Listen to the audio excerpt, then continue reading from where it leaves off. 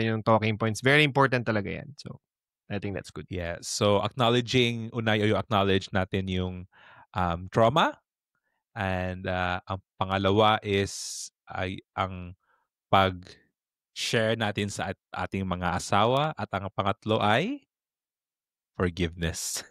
Yan. Yun. Tamang-tama. Okay.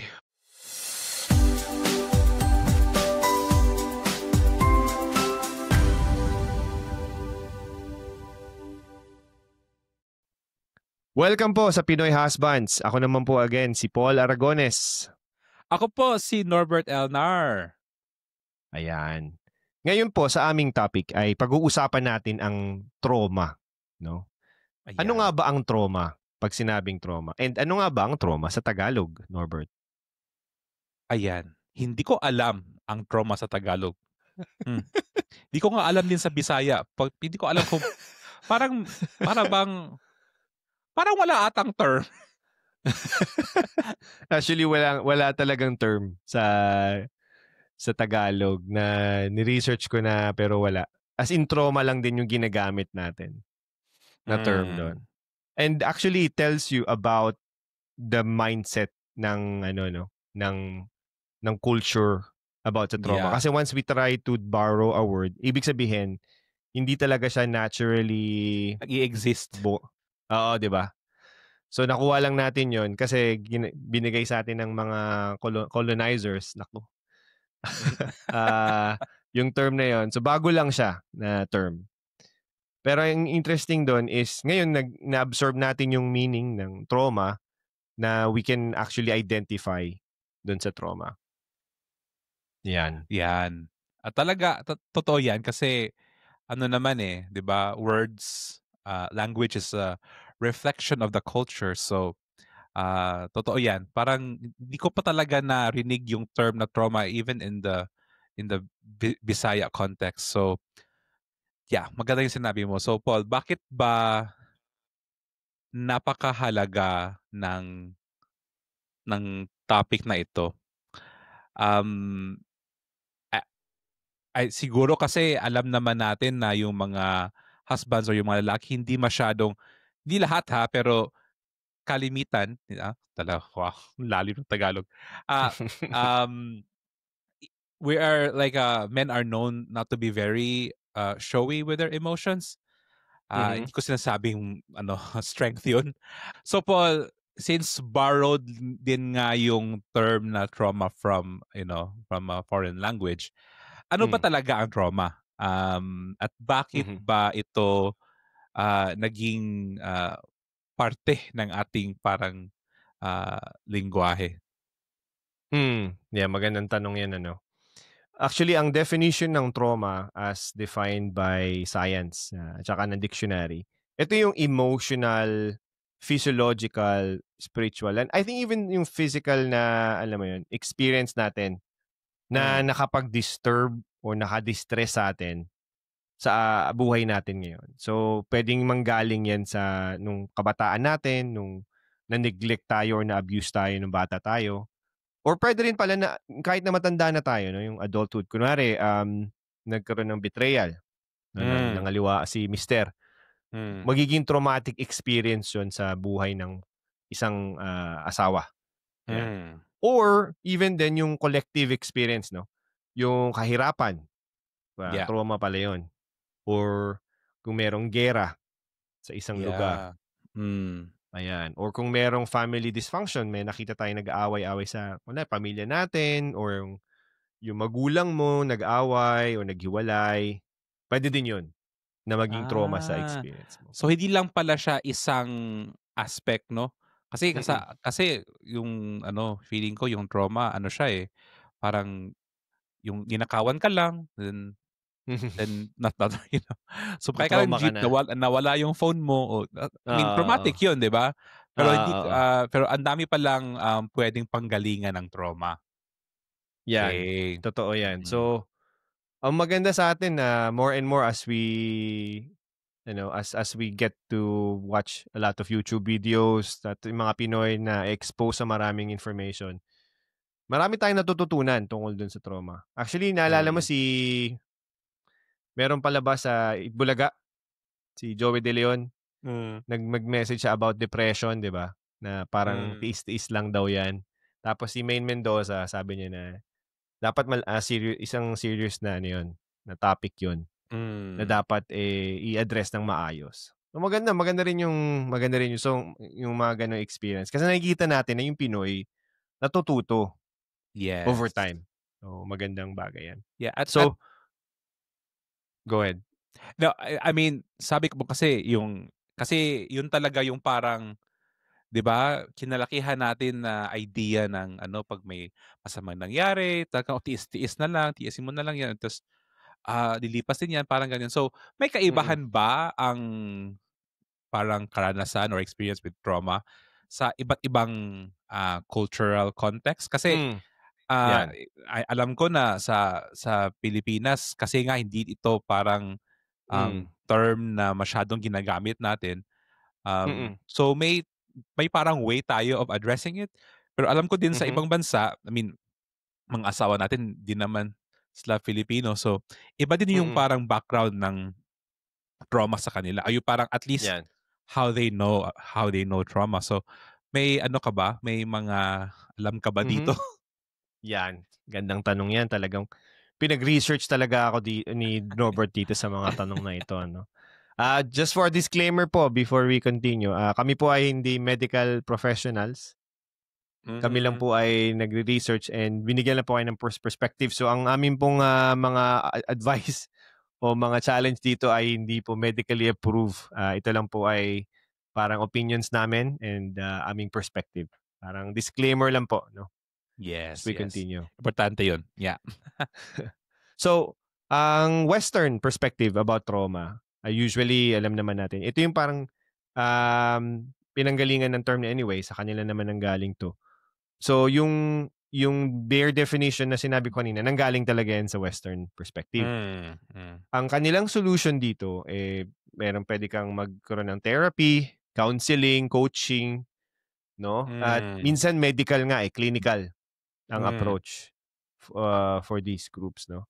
And dito nila dinefine yung maraming terms na lumalabas, nagkaroon ng ADHD, PTSD, mga ganyan. hmm, Yung OCD, ang dami. Actually, yung asawa ko, teacher siya. So yung mga bata ngayon, lahat meron ng mostly meron ng mental, issues na kinakabit lagi sa nila. Oh, itong batang 'to ADHD 'to. Oh, itong batang 'to autistic. Yung mga gano'n ba. Pero, I mean, although they are true, masasabi naman natin. Pero minsan na-o-overexpose siya, ka-over-explained or minsan na parang na-o-over-exaggerate, 'yan ang tamang term. hmm. So far Yeah. sa ngayon. So minsan kunwari makulit lang yung bata, oh ano na agad, 'di ba? Yun yung Oh. difference, eh. Sa ating Nakakalito din, Asian naman, nakakalito ha? siya, nakakalito. Oo. Mm, Oo, tsaka parang lahat merong papel, merong paperwork na kailangan asikasuhin. hmm, I think importante na merong gano'n kasi 'pag minsan overdiagnose yung mga tao, hindi na siya nagiging effective o minsan mm. over-exaggerated yung explanation. Nakaka-trauma din yun, Oo, oo na nga. parang lumaki ka na, "Oh, may ano pala ako, ADHD pala ako, may OACD pala ako, o hindi pala ako marunong magsulat kasi dyslexic ako." Naku, parang lahat na lang na yung identity mo, which is gonna talk about next time 'no, na kakabit sa'yo yun, ikaw Hmm, ikaw 'to, kasi yun yung diagnose sa'yo, eh. Pero hindi naman hmm. nangangahulugan na minsan ma-misdiagnose ka, magiging issue siya, 'yan. Yeah, so And sa okay, atin bang okay. Asian, Mm, yan, anong yan. perspective natin diyan? For you, Norbert, sa Eastern perspective or sa Asian perspective, like sa Philippines? Ay naku, alam mo ba 'pag parang iniisip ko yan, hindi naman talaga Mm, ako, medical expert or thing, pero based sa experience ko or naririnig ko dati kasi hindi naman talaga siya ano 'di ba, parang hindi siya ina-acknowledge kaagad, especially when we were children. Kasi 'pag may ano ka, may nadapa ka, sasabihan ka lang, "Oh, 'wag ka nang umiyak diyan, bumangon ka." Wala parang parang hindi hindi ka naman pinag, inallow na mag masaktan ah, or kasi oo, At naintindihan naman natin na iba talaga yung panahon noon, medyo mahirap ang Mm, bagay-bagay. So 'yan, matiisin tayo, eh. Parang na ano siya, mm, na-wired tayo na mag mm, magtiis ka. mm, And parang in a way maganda, but also alam naman natin na, I think na-discuss natin dati na yung resilience ba natin ay parang in extreme sides. mm, So yun, I think na nahihirapan siguro tayo kasi sinasabi nila dapat na, "Oh, masayahin naman talaga ang Pinoy," which is totoo naman din na talagang, mm, we are very just happy and, na-e-express natin yung sarili natin sa iba't ibang bagay. Pero sa mm, portion na ito, medyo I don't think may gano'n tayong level of awareness sa hmm, gaano kaseryoso pala itong traumang ito. 'yan. Totoo 'yan 'no, and siguro mamaya as we end magandang bigyan natin ng conclusion. Ano nga ba yung magandang approach bilang Pinoy husbands and sa wives on how we could find a way to balance this out. Kasi hindi Yeah. yun nga parang yung isang way is nakita natin over exaggerated. Tapos sa isang way naman sa Eastern is underdiagnosed, 'di ba? Under Mm. exaggerate. Hindi siya nakikita or yun nga parang dinidismiss natin easily yung Yes, mga ganong yes. concern. So maganda talaga na bigyan natin ng balanse, no? Ang So, ganitong situation. yeah. So, Paul, ano ko lang, kasi sa experience mo, ang dami mo na kasing mga ah, couples na nako-coach, 'di ba? And na natutulungan dito. Although again, specifically trauma is may specific field siya. Pero pag may Mhm. mga couples ka na na-encounter na, oh, nakita mo na, may trauma pala ito. Mm. Ano yung Mm. nakikita mong parang um, danger? What is the effect if may isang spouse, yung partner mo, na hindi napag-usapan ang trauma? Mm. Yung parang dini-deny or parang feeling mo, okay, may Mm. Mm. may may Mm. may parang unsettled something ito sa nakaraan. So, Mm. anong effect Mm. nun sa marriage? Ang effect nun sa marriage, actually, sometimes hindi siya gano'n ka-obvious, eh, 'no? Ah. So, minsan nag-aaway kayo, tapos yung person na hindi naintindihan or hindi alam yung trauma mo, hindi niya maintindihan bakit nag-react ka ng gano'n pala sa isang Hmm. sitwasyon. For example, kunwari, nag-usap kayo na gusto niyong mag-camping, 'no? Hmm. Tapos, dun sa camping gusto niyo ng parang, sa wilderness lang, ikaw yung magha-hunt ka ng Survival na ng survival, ha? oo, survive Oo. Uh-huh. magha-hunt ka ng pagkain. Meron kasi akong gano'ng, coach, meron akong kliyente na gano'n yung story. Ta's yung babae nagalit siya, parang gano'n. So, bakit daw kailangan patayin yung or bakit kailangan mag-hunt ng rabbit, ganyan.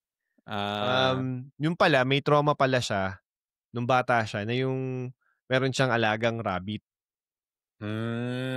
So, Hmm. I mean, alam mo yun na hindi alam nung asawa.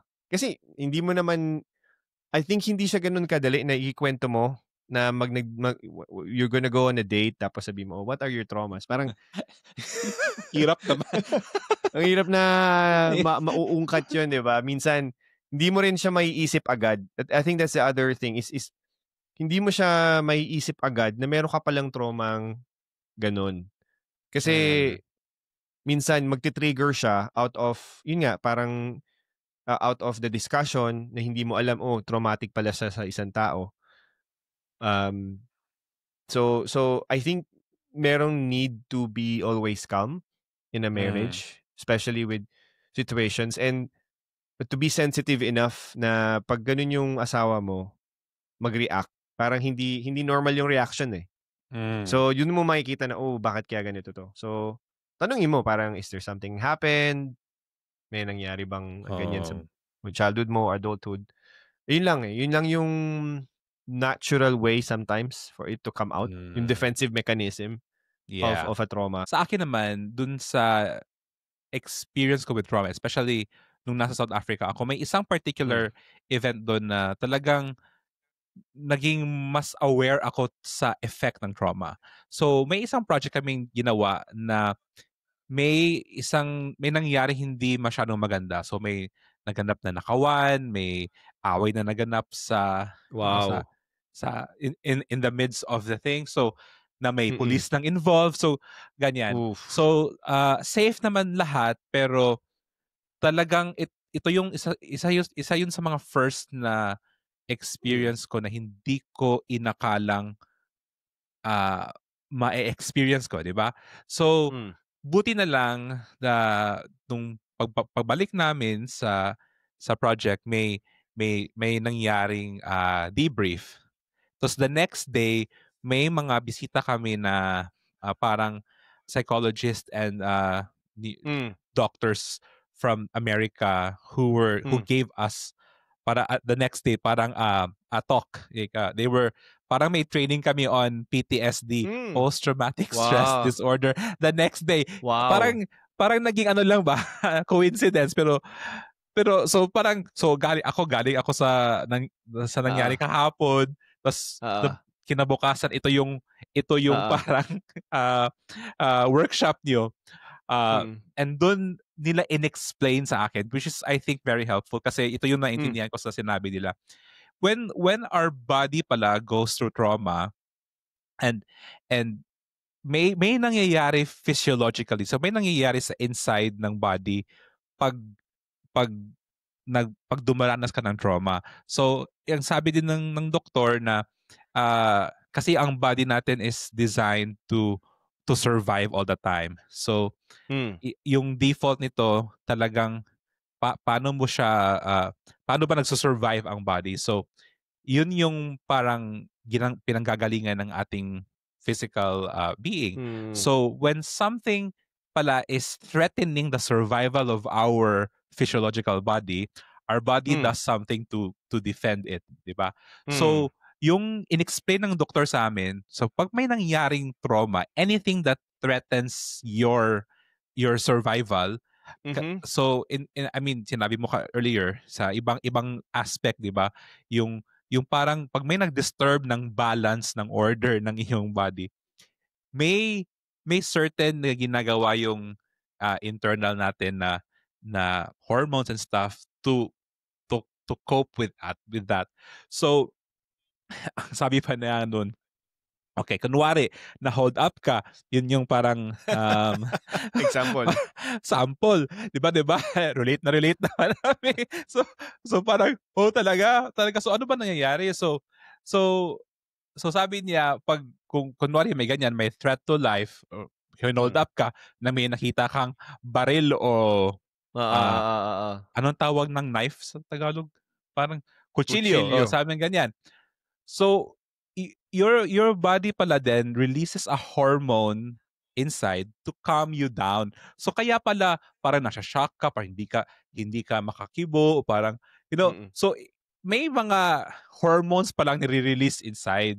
So and yun kasi para mag-stabilize yung body mo, hindi ka talaga collapse or something like that.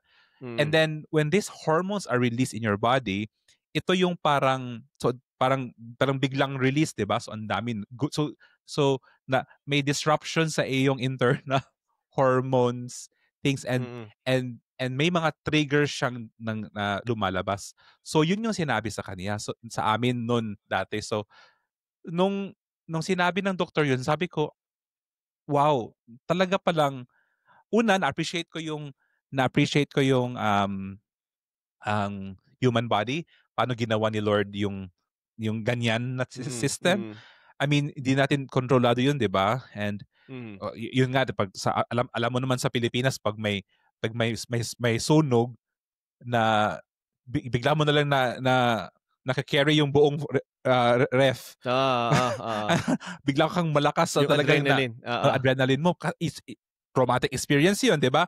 It was isang example din 'yun sa hormones Oo. na na-release ang ating body. So, and then sabi ng doktor na sa amin na So, pag may nangyari sa inyo, wag niyong talagang i-dismiss kaagad.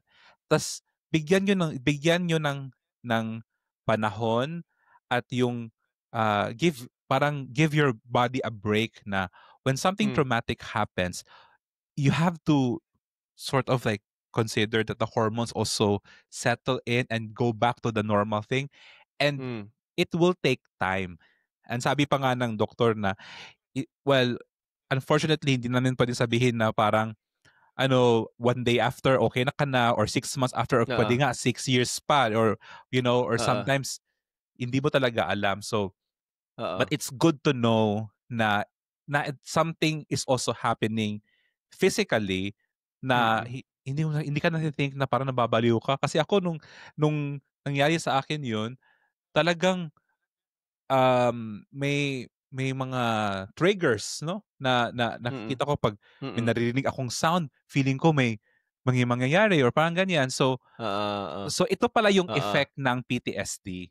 PTSD, yes. ah, So, dun ko siya na parang na-aware talaga ako na may ganito pala. Tapos so so 'pag may reaction ako sa something na medyo hindi ko maintindihan sa sarili ko, tinitingnan ko kung, okay, may trauma ba dati or something like that. So mm, yun mm. lang naman ang ambag ko sa trauma 'no. So Napakalaking ambag naman 'yan, bro. Hindi no, naman napakaliit. but I think dapat siguro siya talagang, Oo, pag-usapan, especially kapag ikaw ay asawa at husband ka, tapos mm, sometimes hindi mo naintindihan, 'di ba, kung bakit ganyan ka ito yung ano, um, reaction mo, or parang mm, ang bilis mong magalit sa bagay na ganyan. Hindi ko naman mm, sinasabi na trauma lahat 'yan, pero baka lang naman na may oo, puwede kang, balikan at you have to deal with something. mm. 'Yan, tamang-tama talaga 'yang napakalalim bro ng iyong shinare tsaka yung experience na nangyari sa Africa. So, thank you so much. And totoo 'yan ano, I'd like to add on what you mentioned about yun nga, yung spiritual side of things when it Mm, comes to trauma. Kasi, we firmly believe and the Bible also says naman, hindi lang siya siguro na term na trauma, pero even sa Bible may trauma din. Like si mm, Jesus, 'di ba, nung nagpe-pray siya sa mm, Garden of Gethsemane tapos, lumabas yung mga dugo sa mm, sa katawan, sa sweat. mm, Sobrang sobrang stressful. Kasi nga alam hmm, niya na mamamatay siya, alam niya na yung itsura nung mm, pagkamatayan niya. Gano'n din si David, si Elijah, nung talagang umalis siya even after victorious, triumphant sa battle between dun sa 400 prophets 'no, na hmm. nakita natin at may trauma rin pala sa Bible. And the good thing about that is we can also say na yung the Bible also gives hope Yes, for totoo the naman, trauma. oo, oo. Lalong-lalo na si Jesus, he also heals the brokenhearted. So, yung term pala na brokenhearted sa Bible, no, yun yung you could say na it's a part of like you've been brokenhearted because of the trauma or depression. Hmm, Yun yung term na ginagamit nila in the past na I think yes. magandang experience na pwede nating sabihin na the Bible also gives solution. Yeah, absolutely. May psalm nga 'di ba na sinasabi na God is near to the brokenhearted, and talagang, uh, I know na totoo 'yun kasi na-experience ko din 'yun, eh, 'pag when you're very in this kind of state, talagang, and when you just, parang you keep still, and then you just acknowledge it, mafe-feel mo talaga 'yan, and ito yung parang, sinasabi ko na sana talaga, maging parang practice ng mga husbands 'no, na to just Mm, also keep still, and seek the Lord in this especially in these moments, kasi hindi mo talaga maintindihan, eh. I mean, walang kasiguraduhan na figure out mm, mo talaga, and mm. it's beyond us, it's beyond you. Correct, correct. And with that, it's a good ending, no? So as we close this session today, ano nga ba yung mga action points and challenges na pwede natin ibigay sa ating audience na pag nangyari sa kanila to or kung meron silang trauma na na-experience nila, Yeah. what are the challenges that we can give them? Yeah. So I think siguro pinakauna na very practical siguro is to acknowledge na Mm. okay, may traumang nangyari. Na Mm. talagang that if that emotion is a valid, you have a valid Mm. emotion on feeling Mm. Mm. sad, lonely, or Oo. hurt or betrayed. Like, you do not invalidate that. Talagang kumbaga we confront it na okay, nangyari to, yun naman totoo, Mm. Mm. magpakatotoo, i-acknowledge that. Mm. Totoo yan. And I guess to follow up on that, no, in terms of course, as Pinoy husband na may foreign wives, pag-usapan niyo ng asawa niyo, 'di ba? Mm. I-address niyo yung concern nila, baka may trauma sila na minsan merong mga trauma hindi natin magets eh.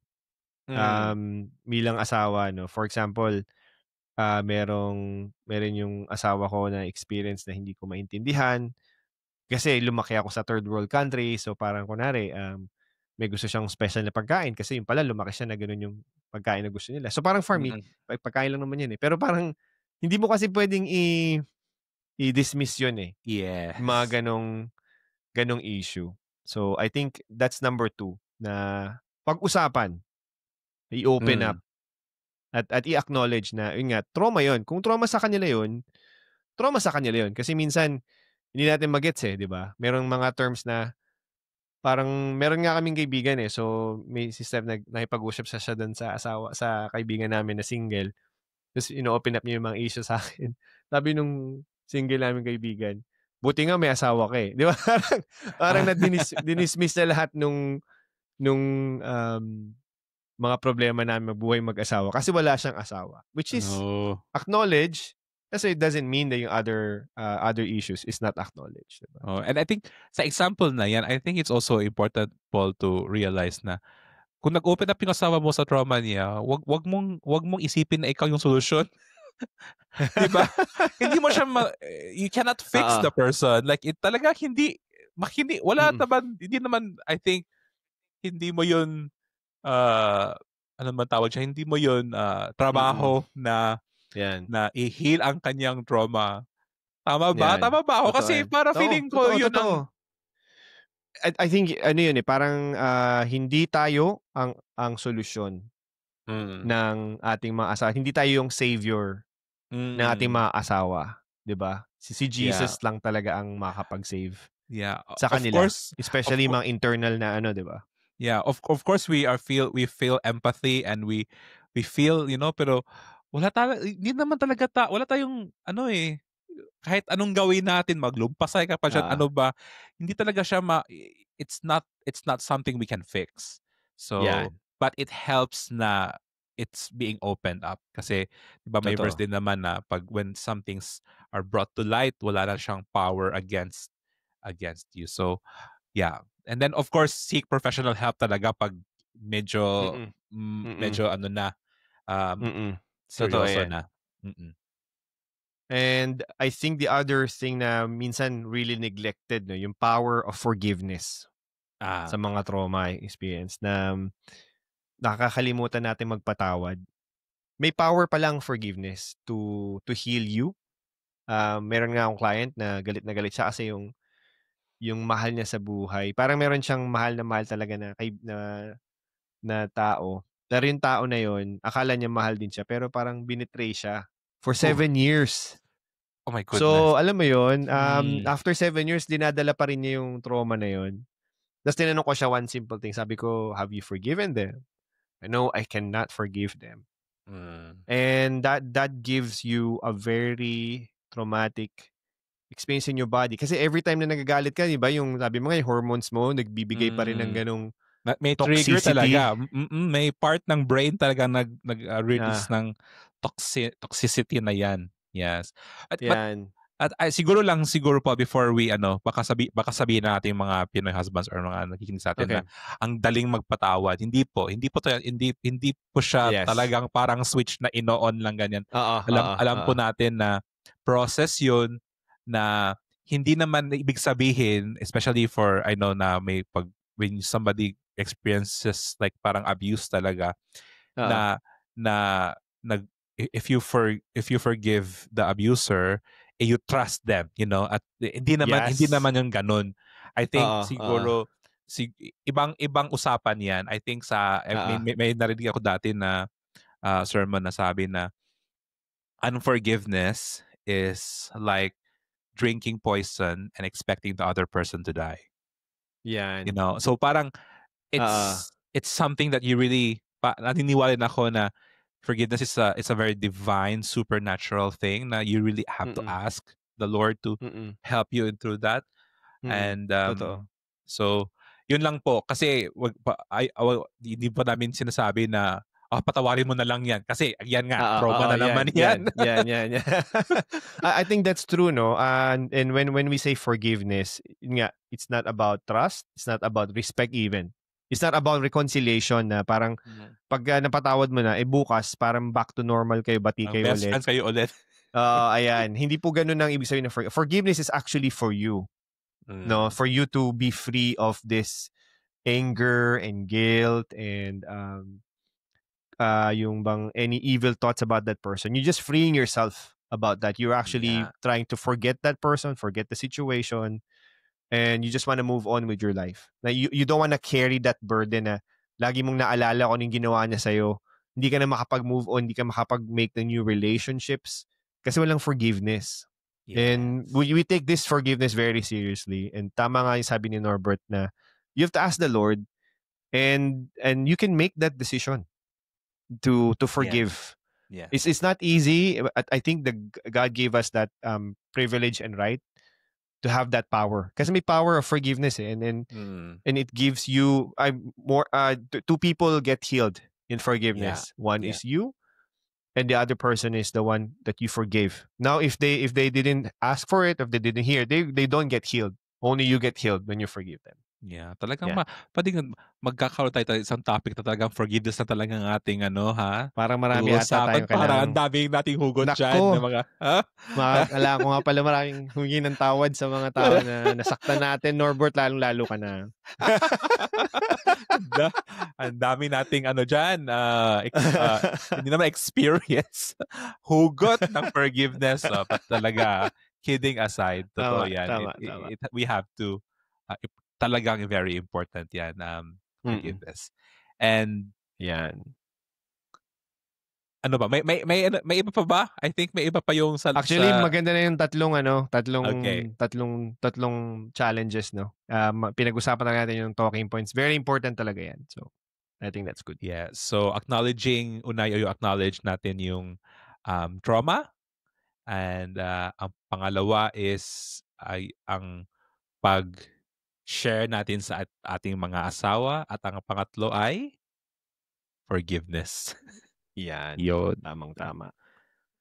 Okay. Wow, mga Pinoy husbands, salamat sa inyong pag-join sa amin ngayon, at sana naman itong topic natin ngayon ay nakatulong at nakapagbigay sa inyo ng parang at least konti namang pag-asa at liwanag kung paano ba ito i-navigate bilang Mm. asawa.